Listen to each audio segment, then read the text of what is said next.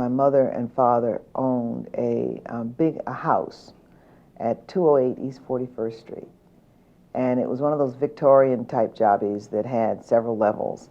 And my grandmother lived there for a while. My aunt lived there for a while. I mean, we had always had relatives and people living with us and coming in and out of this house. I have a sense that the community at 208 was very busy, very bustling. There were people all around and all kinds of people, and it was a mix and a range of people in and out of our home that really kind of defined that time in my life. My father would take me and my brother, who's now deceased, to different places of worship after Mass every Sunday. We went to synagogue as a child. I went to mosque as a child. We went to the Vivekananda Society as a child. So everything from the Hindu and Muslim to Jewish tradition, the Buddhist tradition. I mean, we really kind of made the rounds in religious circles. It didn't seem unusual to me at the time. Now I look back and I recognize how extraordinary it really was. Soya Menchikoff was a professor who really did kind of mentor me, I always felt, as a student. And I remember she said in this very deep voice, you know, you are first a University of Chicago law student, and then a woman, and lastly a black. And I said to her, I said, but professor, I said, that's not how the world sees me. They see a black first, and then a woman, and then a University of Chicago law student, if they get that far. I was blessed, though, because my seatmate and then later roommate was Ethel Alexander.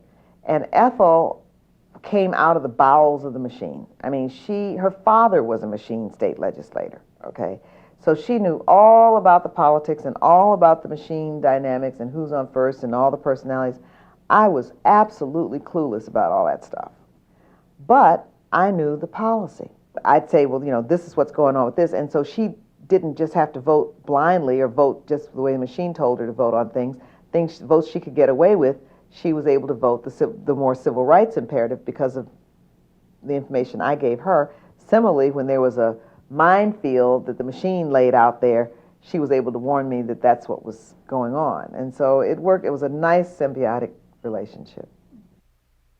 I ran into a woman just this weekend, in fact, who said, I work at the Recorder Deeds office.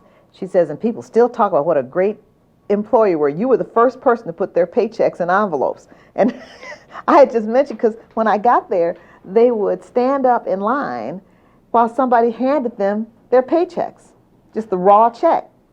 And it was like, what? This is ridiculous. So I had people's checks put in envelopes and given to them in, well, apparently that one little reform has resonated over the years.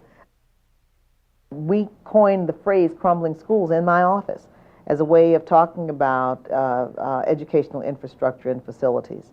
And, but again, if you look at my state legislative career, there really is an extension of that into the United States Senate.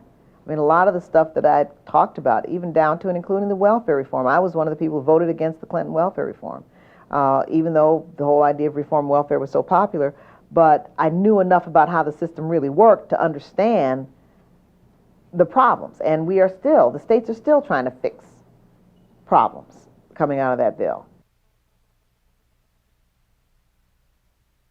I've never been ashamed to refer to myself as a feminist. I mean, to me, it's just as natural as saying I'm black. I mean, that's what I am. I don't have a choice but to be in favor of my own personhood.